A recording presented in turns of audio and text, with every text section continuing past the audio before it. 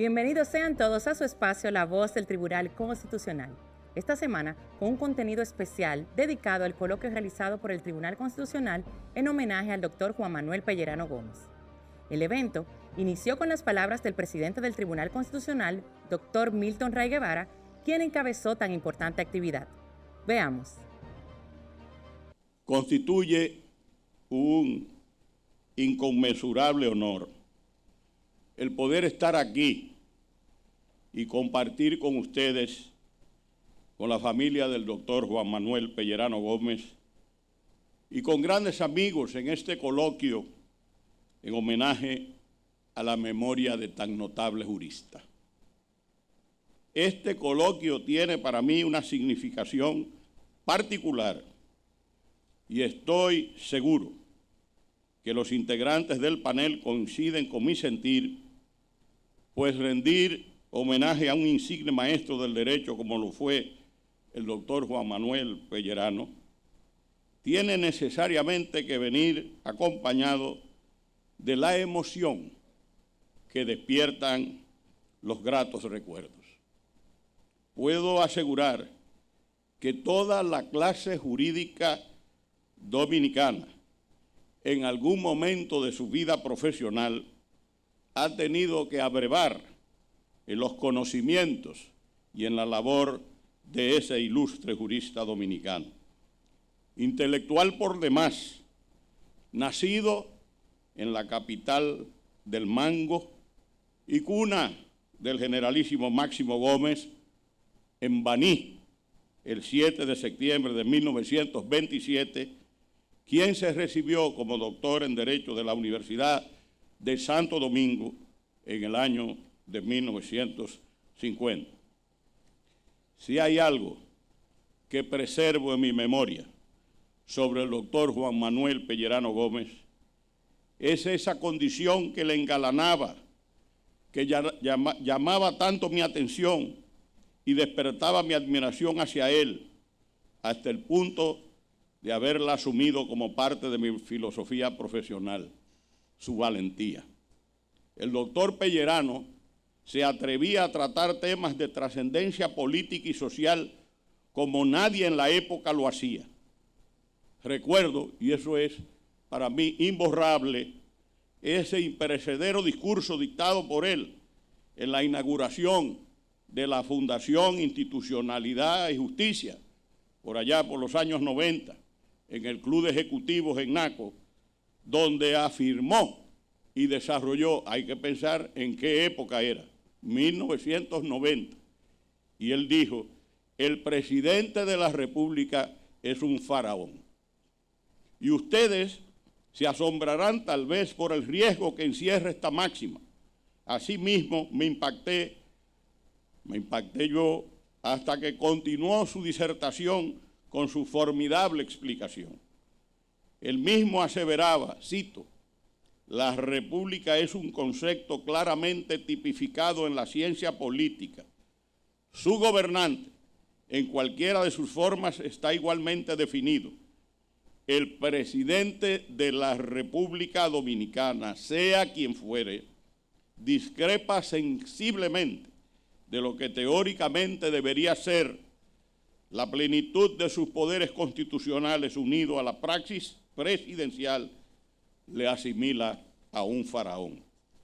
Para justificar su afirmación, continúa el doctor Pellerano, explicando en su ponencia lo siguiente, cito: no es ocioso tener presente que la independencia dominicana trajo en sí una especie de contradicción de principios.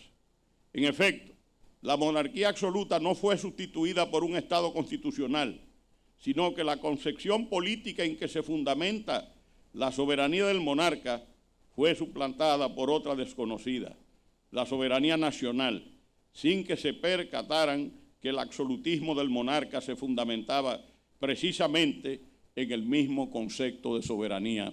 Termina la cita. Continuaba el doctor Pellerano diciendo, cito: a la instauración del Estado Dominicano se sustituyó a monarquía soberana y absoluta por una república igualmente soberana y absoluta, gobernada por un presidente quien de ordinario en el devenir histórico ha mantenido el control de los demás poderes del Estado, lo que por sí solo da muestra del ejercicio absoluto de su poder constitucional. La historia está plagada de actuaciones y hechos del presidente que le dan rasgos que le ameritan el calificativo del faraón. Termino la cita. Al tiempo dejaba claro que no pretendía afirmar con esto, cito, que el texto de la Constitución instituye un estado de injusticia. Muy por el contrario, en su letra desde 1844 se consagra el Estado de Derecho como sistema de vida de la nación dominicana, el cual corresponde al ideal de los fundadores de la patria. Termino la cita. Todo lo anterior para concluir en que, cito, mientras no acabemos de comprender la importancia política que tiene la entronización social de la persona y solo la persona, no alcanzaremos a entender cómo podemos contribuir a la felicidad colectiva y a la solución de múltiples problemas nacionales. Fíjense ustedes cómo desde entonces ya se refería a la felicidad colectiva, que ya hoy la entendemos como finalidad de la Constitución. La reflexión final del doctor Pellerano en ese discurso ante la FINJUS se centró en que ninguna reforma constitucional por sí sola, por sincera que sea, es suficiente para disciplinar el proceso político y erradicar definitivamente las prácticas anarquizantes. La solución a esto, según él, se encuentra en el derecho constitucional comparado, principalmente en las reglas que dictan al efecto la Constitución española y la Ley Fundamental de Bonn en Alemania, a saber, el fortalecimiento de los derechos individuales, los límites a los poderes del presidente, abogando también por la prohibición total de la reelección al estilo mexicano y la lucha por el Estado de Derecho. Este discurso, sin duda, ha sido, a mi entender, uno de los más entronizados de los dictados por el doctor Pellerano Gómez. Y quiero que ustedes sepan que ahí estaba el consultor jurídico del Poder Ejecutivo de la época. Y al final de ese discurso, alguien me dijo, ese discurso es una palma de fuego. Digo, pero es la verdad lo que está diciendo. Considerado como el principal investigador en derecho constitucional y uno de los grandes juristas de la República Dominicana, nombrado el abogado de los abogados por la prestigiosa publicación británica Chambers Global, además reconocido como caballero de la Orden al Mérito de Duarte, Sánchez y Mella en los años 1986 y 2011, pionero en la introducción al sistema legal dominicano del recurso de amparo como remedio para la protección de los derechos constitucionales.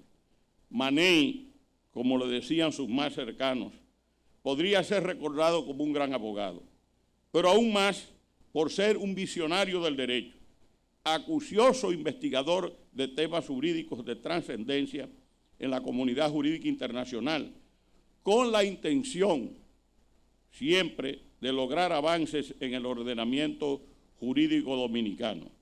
Ejemplo de esto es que el doctor Pellerano Gómez mostró siempre una constante preocupación por la administración de justicia durante la época de su ejercicio profesional.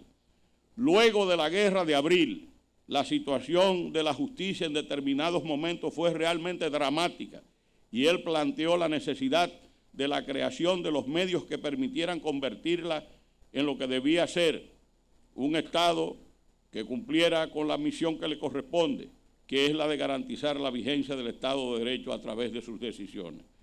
Cuando uno ojea todos los artículos de la época escritos por el doctor Pellerano Gómez, se da cuenta de que hasta en la bibliografía se demuestra que era un excelente conocedor de los grandes maestros del pensamiento constitucional.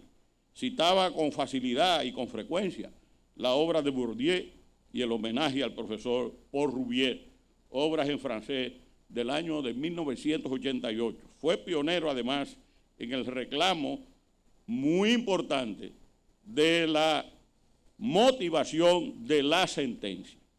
Es increíble como ya en los años 70 y 80, Pellerano Gómez abordaba temas que en la actualidad es que han venido a materializarse, como son el debido proceso, la tutela judicial efectiva y su desconocimiento ante la falta de motivación del juez. Y entonces él proclamaba que, cito, la obligación de motivar las decisiones judiciales sin discusión alguna es un corolario del principio de la legalidad que consagra la Constitución desde que fue proclamada en la villa de San Cristóbal el 6 de noviembre de 1844. Cuando un juez no da motivos que fundamenten lo que decide, comete un deliberado acto de insubordinación a la ley. Termino la cita.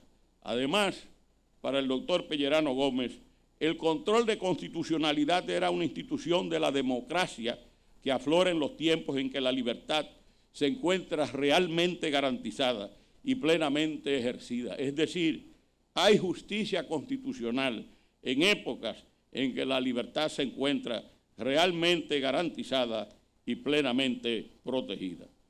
Todo el que conoció al doctor Pellerano Gómez coincide en que fue un ser humano excepcional y un acabado profesional del derecho, cuyos aportes están recogidos en sus obras de obligada consulta, tanto para los estudiantes como para los profesionales del derecho. Por ejemplo, su obra Constitución y Política marcó un antes y un después en el derecho de la República Dominicana. En ella se aprecia la dimensión de este gran jurista. Siempre resalto el criterio que plasmó en esta obra al indicar que, cito, el papel del juez, modesto o encumbrado, ignorante o excelso, debe emitir su sentencia ajustada a los dictados de la Constitución y de las leyes, sin distingos de personas, de credos o de grupos políticos. Esta cita debería tenerla todo juez frente a su escritorio como brújula que guíe su andar en cada decisión que tenga bien tomar, como una forma de recordar siempre que hay que anteponer el interés ciudadano por encima de cualquier otro interés particular. ¿Y quién no ha consultado la revista Estudios Jurídicos? Un gran aporte a la comunidad jurídica dominicana que bajo su liderazgo permitió que emergentes y experimentados juristas publicaran ensayos sobre diversos temas del derecho. Yo guardo una gran satisfacción por haber podido honrarlo en vida y de haber estado presente en el homenaje en su honor a través del Liber Amicorum, aquí mismo, que le realizó el Instituto Dominicano de Derecho Procesal Constitucional, presidido por el maestro Eduardo Jorge Pras. Una tremenda iniciativa que se realiza a modo de publicación de una obra en honor a una persona respetada, en especial a un académico. Quiero resaltar también sus desvelos por la formación de estudiantes, abogados, jueces, ministerios públicos y sus contribuciones al desarrollo del pensamiento constitucional como freno a las arbitrariedades del Estado. Fundador de la prestigiosa firma de abogados Pellerano y Herrera y primer director de la Escuela Nacional de la Judicatura. Como dato curioso, al mismo tiempo, director de la Escuela Nacional del Ministerio Público. Sus más allegados lo describen como un gran amigo y consejero. Uno de los principales expertos del país en casos de litigios complejos. En fin, pudiera pasarme horas hablando de la impronta dejada por el doctor Juan Manuel Pellerano Gómez, pero debo dar paso a los brillantes expositores que nos acompañan. El doctor Rodolfo Pisa Roquefort, el magistrado suplente de la Sala Constitucional de Costa Rica, el doctor Jorge Subero Isa, expresidente de la Suprema Corte de Justicia, y don Eduardo Jorge Prat, catedrático de Derecho Constitucional, maestro del Derecho Constitucional Iberoamericano en la Pontificia Universidad Católica Madre y Maestra, quienes les aseguro tendrán la brillante moderación del licenciado Julio José Rojas Báez, secretario emérito del Tribunal Constitucional de la República Dominicana. Espero que este coloquio sea de su disfrute, pero sobre todo esto manda un mensaje a la comunidad jurídica dominicana. En esa época en que Juan Manuel Pellerano Gómez subía a los tribunales, en esos años,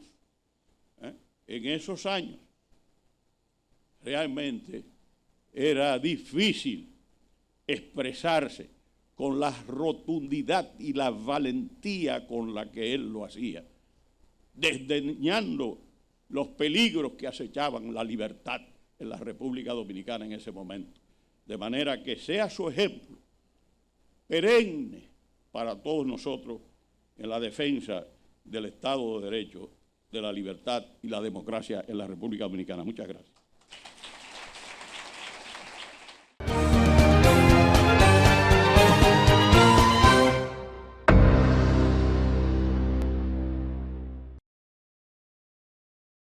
Es momento de conocer a través de un documental la vida del doctor Juan Manuel Pellerano Gómez, su trabajo, su legado y testimonio de familiares y allegados. Veámoslo. Juan Manuel Pellerano Gómez es doctor en leyes por la Universidad Autónoma de Santo Domingo, UAS, socio fundador de la firma Pellerano y Herrera.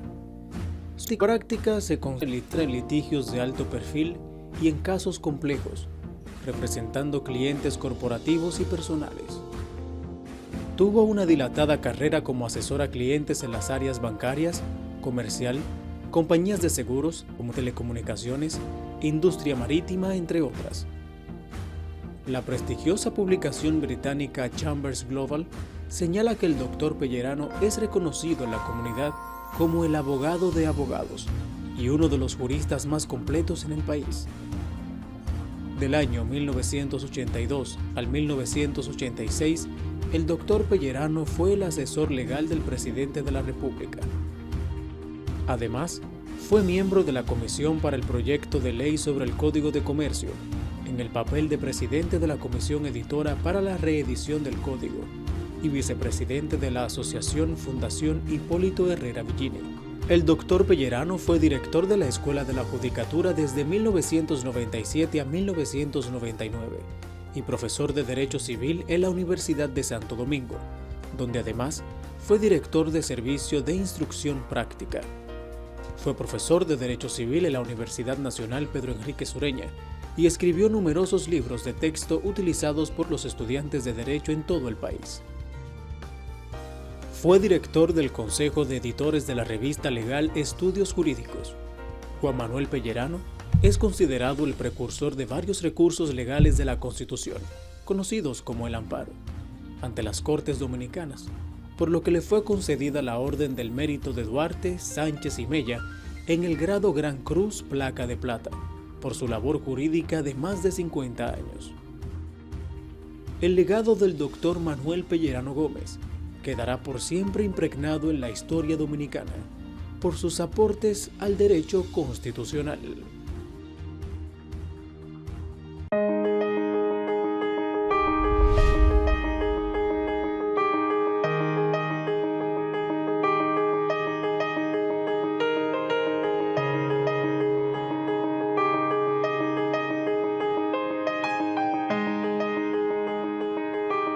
Papá era un caballero, tenía el don de gentes, era un tipo chistoso en algunos momentos, simpático, era un tremendo tipo. Tengo buenos recuerdos porque, aun cuando yo viví una crianza realmente muy fuerte de parte de él y de mamá, pero con el tiempo y luego de que nacieron mis hijas, yo llegué a entenderlo y a entender un montón de cosas, las cuales yo no las había comprendido. Vivíamos en una casa que ya al final era en la Avenida Francia, que al final ya se nos quedaba pequeña, para tener 5 muchachos corriendo en un pasillo, 4 corriendo en un pasillo, porque siempre había uno que estaba como más chiquito. Pero yo no sé cómo realmente lo hacían, que nos entreteníamos de alguna manera y hasta nos sentíamos a veces que tiguereábamos cuando salíamos a la Marquesina. Teníamos un garaje al lado de la casa y ahí él puso un área donde él trabajaba. Él tenía un escritorito y su montaña de libros siempre, por todas partes. Ahí fue que él empezó a escribir las primeras publicaciones. El ejemplo principal para mí como profesional fue ver a mi padre siempre leyendo, siempre estudiando todos los días. Ese ejemplo me ha servido para mí tener dedicación y hacer lo mismo, aunque en el área de la medicina. Mirando la constelación del mundo del derecho presente y pasado, pues posiblemente no haya otro abogado que haya impactado el mundo legal tanto como él. La denominación que le han dado sus demás colegas del abogado de los abogados, creo que lo dice todo y es la mejor manera de poder describirlo a él. Él repetía mucho antes de tener este evento que él estaba haciendo 2 libros. Uno que era básicamente sobre su vida, sobre todo la parte profesional, y el otro que estaba escribiendo sobre derecho constitucional. Y decía que Dios me dé vida, que Dios me dé vida, que Dios me dé vida para yo poder concluir eso, cosa que no sucedió así. Pero sin embargo, pasar por su despacho y conectarse con lo que significaba para él su producción y su trabajo, eso le daba vida, eso le daba energía, eso le daba impulso. Nunca olvido una vez que él me llevó al tribunal para que lo acompañara. Yo tenía unos 7 años y él tenía un litigio civil y papá comienza la parte del debate y él, que era de tez blanca, se pone incómodo, colorado. De repente termina el debate, la audiencia, y yo veo que papá baja, se va al otro lado donde estaba el abogado de la contraparte, le da un abrazo y se explota de la risa. Yo como que no entendía mucho en aquel momento, pero eso sí habla de la naturaleza de papá. Recuerdo con mucha nostalgia los domingos en casa de papá, y la verdad es que era un festival sobre todo por los chiquitos. Papá tenía una parte muy divertida. Tenemos un repertorio de canciones que papá compuso. Y nos pusimos a cantarla todos los hijos. Entonces él tenía un zoológico y tenía una mona grande, que era mi mamá, y 5 monitos, que eran dueños de su corazón. Semanalmente era una actividad que hacíamos y era muy divertido. En aquella época, no quiero decir que cogió mucha cuerda. Él decía que si él no hubiera estudiado Derecho, hubiera sido rumbero. Cuando nosotros estábamos chiquitos, enfermos, quien se levantaba a bregar con el que estaba enfermo era papá. Y quien salía al rescate por la noche, si había uno vomitando, o no me puedo dormir, o lo que fuera, ese era él. Bajaba fiebre, ponía inyecciones. Trabajando con papá en los años 90, había una reunión de socios. Se le pidió a la secretaria de que no pasase ninguna llamada. La reunión debía haber durado como 2 horas. Y cuando íbamos por la 1:30 suena el teléfono y la secretaria dice: es la esposa del doctor que dice que es urgente. Papá abre los ojos, se preocupa, toma el teléfono y tiene a mi mamá del otro lado y le dice: ah, muy bien, que cuando vaya lleve pan. Estaba muy interesado, involucrado con el tema de la Constitución y el derecho constitucional. Pero lo que da el pistoletazo de salida a esa dedicación, a esa veneración que se generó en él con la temática del derecho constitucional, fue el inicio del caso contra el presidente Jorge Blanco.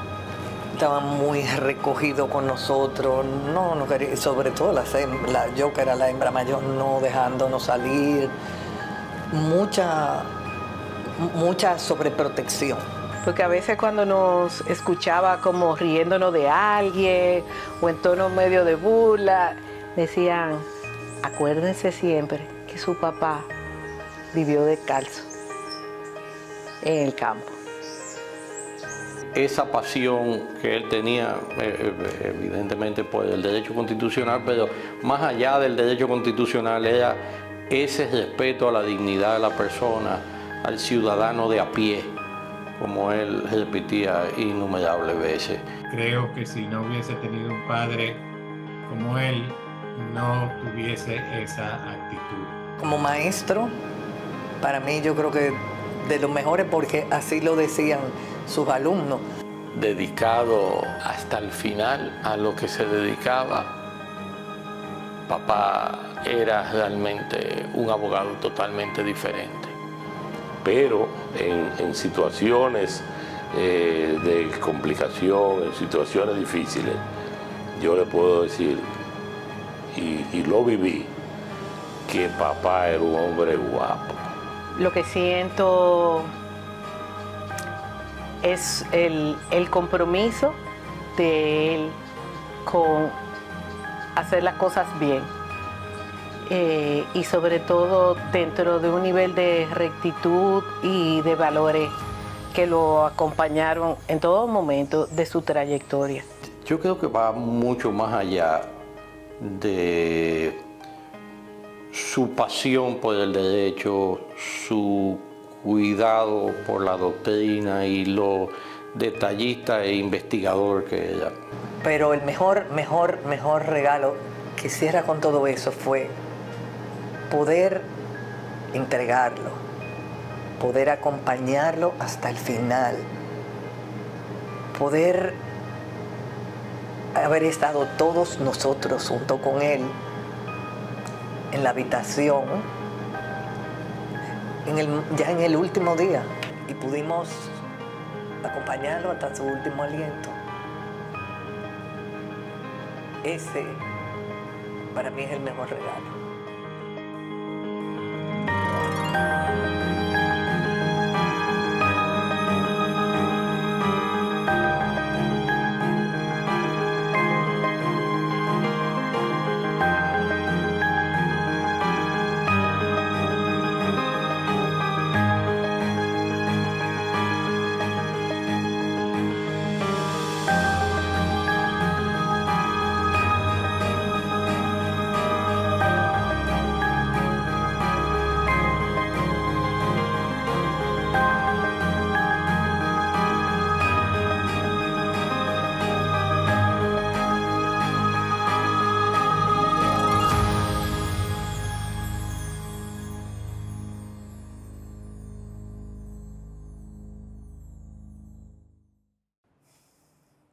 Gracias por seguir con nosotros en este programa especial dedicado a la estatura profesional y humana del Dr. Juan Manuel Pellerano Gómez.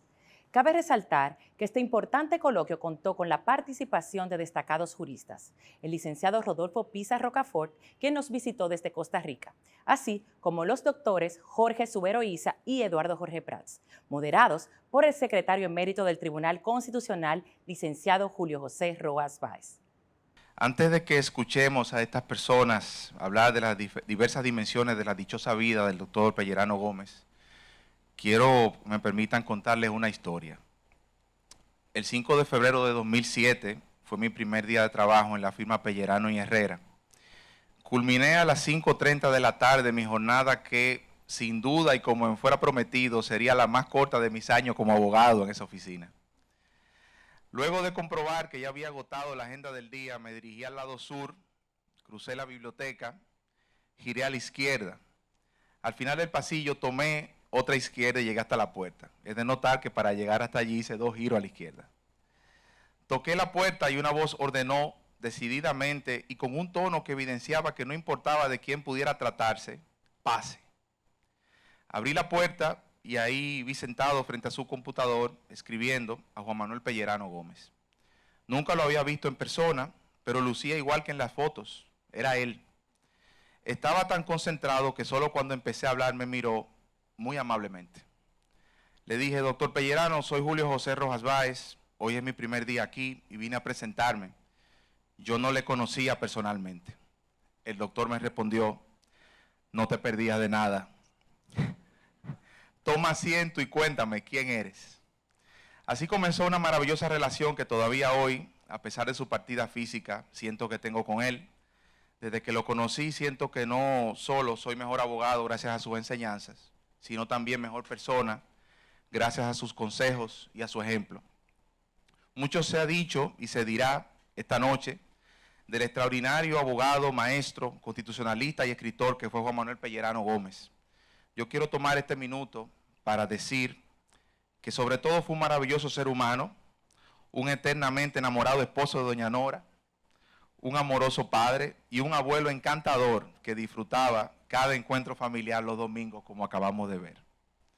Se trata de un hombre tan respetado y admirado por la comunidad dominicana y en especial la jurídica, como amado plenamente por su familia.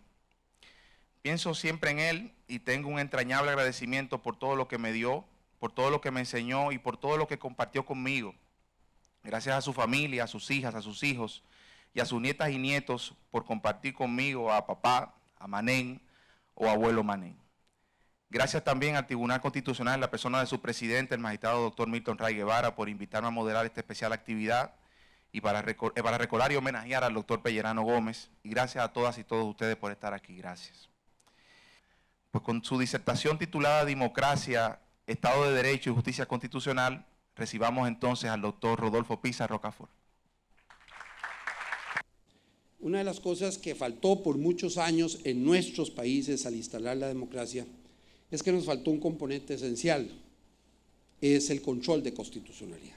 Allí donde no hay control, allí donde no existe un control que garantice el respeto a la Constitución y a los valores fundamentales de una sociedad y a sus principios fundamentales, la democracia no tiene mucha viabilidad y el Estado de Derecho tampoco.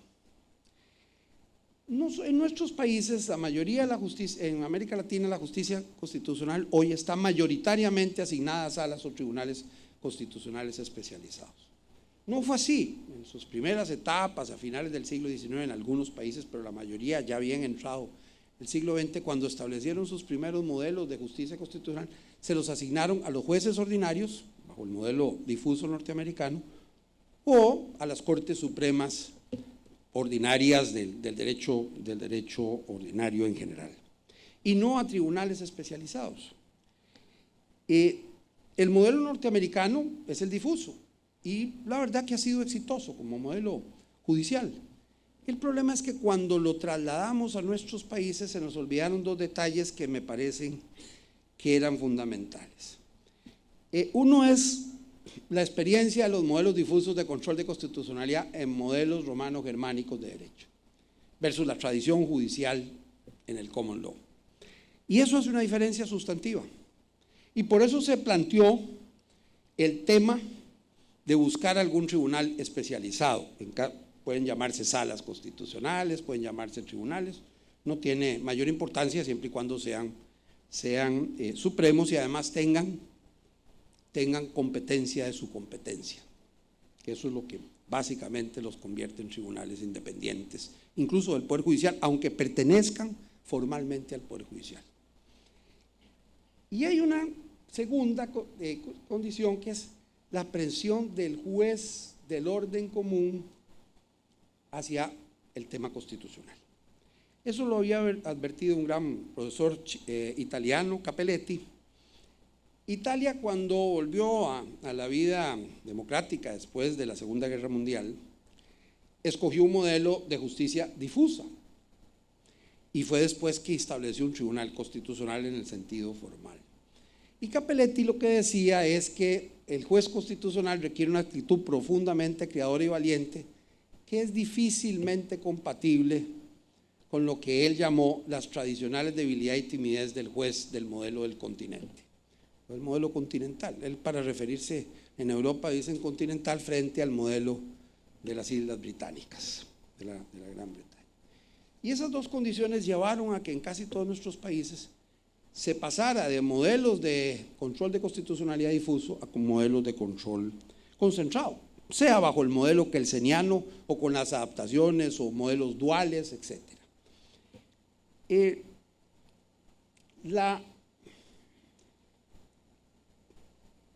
La justicia no se trata únicamente de tener nominalmente tribunales constitucionales, ya en el último minuto. Venezuela, Bolivia, El Salvador, Nicaragua los tienen. Eso no garantiza la democracia.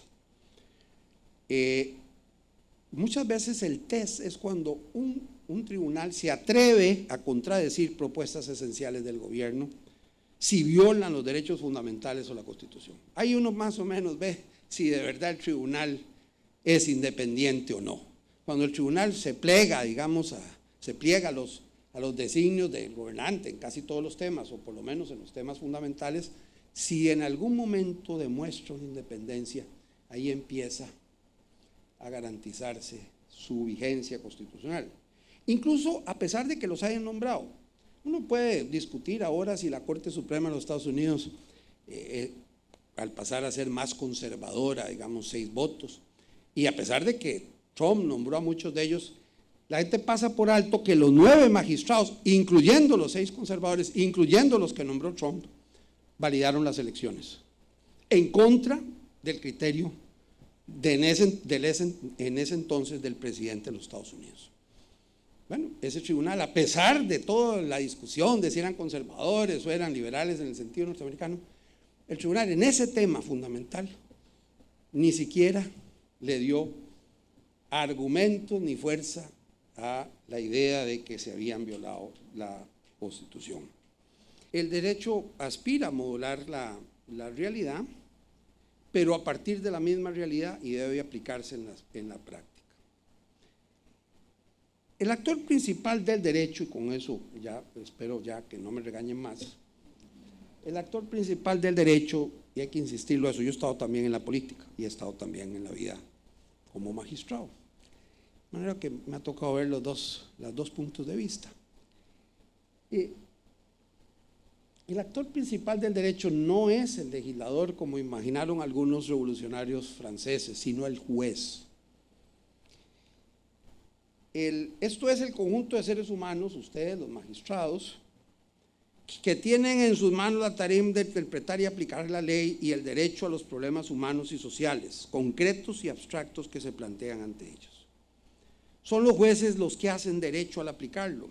Pues antes de ello, al margen de ellos, la ley no es más que la expresión de la voluntad de los legisladores, esencial. Ellos convierten la ley en algo más inteligente que el legislador. La expresión no es mía, es de un gran filósofo del derecho alemán.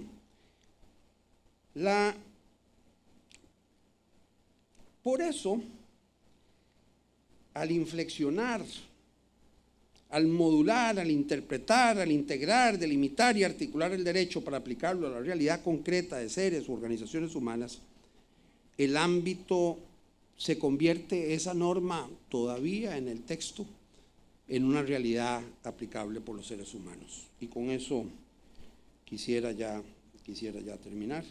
El símbolo del derecho, por eso, es la balanza y no la espada. Muchas gracias. Parece que para el Tribunal Constitucional el párrafo primero del artículo 1384 del Código Civil contempla la responsabilidad civil por la cosa inanimada, mientras que la parte infine del mismo texto establece la presunción de responsabilidad. De aceptarse el criterio de este tribunal, tendríamos que la presunción que pesa sobre el guardián de la cosa inanimada ha dejado de ser, y esta es la gran importancia de esta sentencia, ha dejado de ser un criterio jurisprudencial y que por el contrario se encuentra consagrado en una norma, como lo es el artículo 1384 en su parte infine. De esto se deriva que habría que decir en lo sucesivo que la presunción de responsabilidad contra el guardián de la cosa inanimada es de consagración legislativa establecida en el artículo 1384, parte infine, y no en la interpretación jurisprudencial derivada del artículo 1384, párrafo primero del Código Civil. La sentencia del TC comentada destaca algunos puntos de importancia. Por ejemplo, haciendo un recuento, es una cátedra, es un recuento histórico que hace del proceso evolutivo de la responsabilidad civil. Comienza diciendo que las personas están combinadas a responder ante la justicia tanto por sus actos propios, por sus omisiones de naturaleza antijurídica, como por los hechos de otros, también por las cosas que se encuentran bajo su cuidado. Reconoce la responsabilidad, que también se llama derecho de daño, que la responsabilidad supone un conjunto de reglas jurídicas que obligan al autor del daño a repararlo.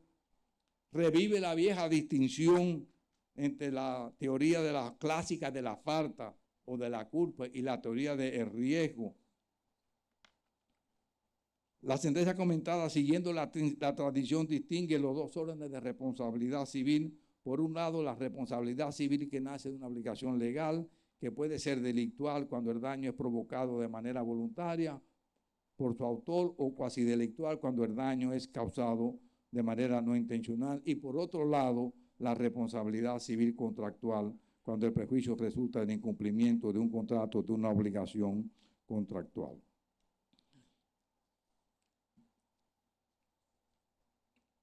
Reconoce que por primera vez la Suprema Corte de Justicia se pronunció sobre la presunción establecida por el 1384 en su sentencia del 21 de diciembre de 1931, en una célebre sentencia conocida como el caso de Manatico. En otra parte de la sentencia nos dice que la presunción de responsabilidad que pesa sobre el guardián de la cosa inanimada, prevista en la parte infin del artículo 1384 del Código Civil, está fundamentada en que al momento de materializarse el derecho generador de daño, dicha cosa haya intervenido activamente, cuestión que ella sea la productora del daño, que escape al control de su guardián durante la generación del perjuicio. Termino con lo que se dijo con respecto al fondo, esta sentencia del TC. La cuestión era determinar si dicha presunción de responsabilidad civil colocaba al guardián de la cosa inanimada en un escenario de desigualdad de armas o herramientas procesales frente a la víctima, lo cual sancionan los artículos 69.4 de la Constitución y 14.1 del Pacto Internacional de los Derechos Civiles y Políticos de cara al proceso, y que en efecto ha de generarse a los fines de procurar una compensación del daño. A tales fines conviene verificar en primer lugar el alcance del concepto. Para justificar su decisión recurre al criterio de presunciones legales y finalmente establece la propia sentencia que en cuanto a la posibilidad que tiene el guardián de destruir la presunción del 1384, la sentencia comentada afirma que la misma ley, como lo hace el 1384 del Código Civil Dominicano, dispensa a la víctima de tener que probar la falta o culpa del guardián de la cosa inanimada, pero le permite al mismo tiempo liberarse cuando prueba que el caso ocurrió por un caso fortuito o fuerza mayor o por el hecho de un tercero. Finalmente agrega dicha sentencia que si bien es cierto que la presunción de responsabilidad civil establecida en el párrafo primero del artículo 1384 del Código Civil, fíjense que no habla del párrafo primero, no sucumbe ante la prueba de ausencia de falta o de culpa que se le imputan al guardián. Que esa sola posibilidad que tiene el guardián de destruir la presunción que pese en su contra, le basta al Tribunal Constitucional para decir que el artículo 1384 del párrafo primero del Código Civil tiene un fin constitucionalmente lícito. Finalmente, si el argumento final del Constitucional contenido en su sustantivo es que cuando nos dice que en la especie no se consagra tampoco desigualdad procesal para que se vea comprometida la responsabilidad civil de guardián de la cosa inanimada, pues en la medida en que la presunción se establece Solamente en el ámbito de la falta no se excluye a la víctima de probar la participación activa de la consumación del daño, ni que haya escapado del control material del guardián o la existencia del nexo de causalidad. Debemos observar que lo dicho por el Tribunal Constitucional es que contra quien se dirige una presunción tiene los mecanismos legales para destruir esa presunción y por lo tanto no existe ninguna violación al artículo 69.4 de la Constitución ni al 14.1 del Pacto Constitucional. Yo creo que al exigirle esta sentencia, al exigirle a la víctima que pruebe la participación activa de la cosa en la consumación del daño, así como que la cosa haya escapado del control del guardián y la existencia del vínculo de causalidad, con esta decisión se ha debilitado la presunción de responsabilidad con la fuerza probatoria con que tradicionalmente se ha considerado a la jurisprudencia a la presunción de responsabilidad de 1384, párrafo primero. Señores, muchas gracias a todos por su paciencia. Pellerano era un entusiasta y yo creo que ese espíritu que él tenía, tan jovial, lo hemos visto en este bellísimo documental que ha plasmado la personalidad de Pellerano, se debe a que él siempre se rodeó de jóvenes. Él siempre estuvo con las más diversas generaciones.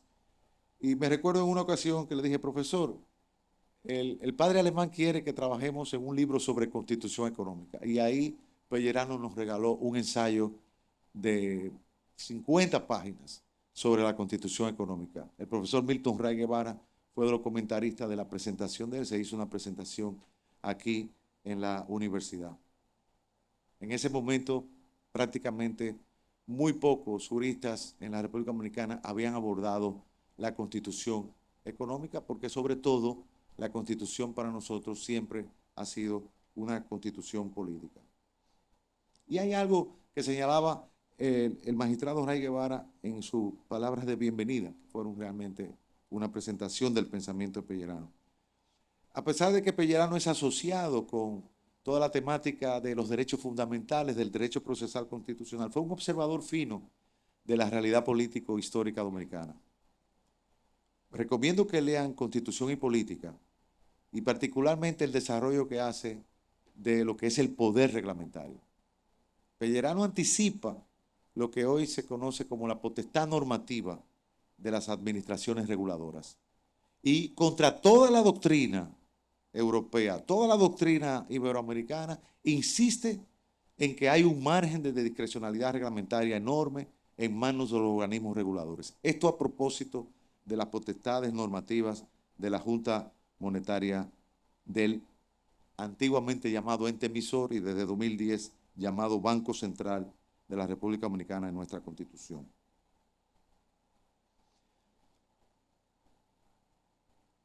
Su manualística, lo he dicho, Derecho Procesal Penal, su guía del abogado, su monografía o su conjunto de ensayos sobre Constitución y Política, todo eso merece, más sus artículos publicados en la prensa, merece ser, y exhorto a la familia y exhorto a la universidad, de donde el maestro Pellerano es profesor honorario, a que se publiquen sus obras completas y que se publiquen con varios estudios preliminares que sirvan para presentar a Pellerano Gómez, que es un pensamiento actual. Un hombre generoso, un jurista generoso. Generoso en sus citas, generoso en su entrega, generoso en su trabajo, de los pocos juristas que sabía trabajar en equipo. Admiraba cómo él corregía cada trabajo, contrato, consulta, lo que fuera. Pellerano Gómez lo leía cada página. Y eso se lo he dicho a mi hijo Luis Antonio, que está aquí, y que conoció a su actual esposa en el Liber Amicorum del profesor Pellerano, para que ustedes vean que los Liber Amicorum sirven para unir a las familias. de algún modo estoy entonces vinculado, más allá del afecto, estoy vinculado a través de Luis y de mis nietastros, que son Luis Esteban y Manuel Ricardo. Estoy vinculado también a la familia Pellerano. Pellerano desarrolló una labor editorial tremenda. Y puedo decir que esta idea de los Liber Amicorum me la inspiró Pellerano porque él dedicaba cada estudio jurídico a un jurista dominicano, a Manuel Amiama. Recuerdo que dedicamos uno a Ambrosio Álvarez Aybar, y si la memoria no me traiciona, don Ambrosio estaba en esa ocasión, estaba todavía vivo y pudo disfrutar eso. Esos estudios jurídicos hay que también publicarlos en una sola colección, porque ahí hay gran parte del pensamiento dominicano de los 60, 70, 80, 90 y 2000 está ahí. Aquí hay toda una escuela de diferentes edades. El magistrado Miguel Varela, el profesor Rojas, muchos más de diversos pensamientos, de diversas ideologías. Todos nos sentimos herederos de Pellerano, que es un pensamiento vivo que queda entre nosotros. Y qué bueno que hoy están aquí los estudiantes del profesor Ray Guevara y otros, para que sepan que el camino de la construcción de la democracia y del Estado de Derecho comienza en las aulas universitarias, que ustedes son instrumentos de cambio, que ese cambio es posible, que muchos de los que estamos aquí hemos podido transitar de la dictablanda o democradura de Balaguer a un estado de mayor libertad como el que vivimos ahora. Antes, hacer una conferencia, a veces hasta te negaban el salón, Milton, te negaban el salón, porque a nosotros nos ha costado mucho tiempo construir esta democracia, y por eso hay que apreciar poder votar cada 4 años, y por eso hay que apreciar estos derechos y libertades que preservan las instituciones del Estado de Derecho, como decía el profesor Pizarro, el Estado de Derecho Democrático, de los tribunales que se atreven a contrariar el poder. Así que, señores, gracias al Tribunal Constitucional por dedicar esta noche especial al doctor Juan Manuel Pellerano Gómez, quien es uno de los pilares de lo que hoy es nuestro Estado social y democrático de derecho. Cláusula que el profesor Pellerano Gómez también descubrió implícita en el artículo 8 de nuestra Constitución, que todavía señala que la función esencial del Estado es la protección efectiva de los derechos de la persona, y que se volvió expresamente consignada en el artículo 7 de la actual Constitución tras su reforma en 2010. Así que, señores, gracias por su participación, por estar aquí. Gracias al tribunal por darnos esta oportunidad de recordar al profesor Pellerano, que siempre está con nosotros, y esperar que este legado, que sigue activo en sus alumnos y sigue también vivo en 2 bufetes, como lo es el bufete Pellerano y Herrera, el bufete Pellerano Nadal, también en todos sus hijos, sus nietos que siguen la profesión jurídica, y sobre todo en toda la comunidad jurídica dominicana que aprecia y admira al hombre, a Pellerano, a Juan Manuel Pellerano, aprecia al jurista y valora una obra que permanece viva en todos nosotros. Buenas noches y muchas gracias.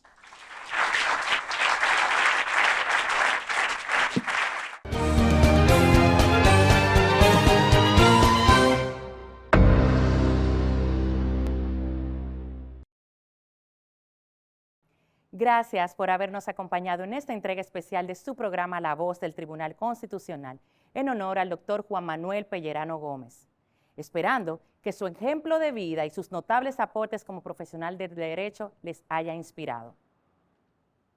Por ahora, nos despedimos y les invitamos a reencontrarnos la próxima semana en una nueva entrega de su programa La Voz del Tribunal Constitucional. Hasta entonces.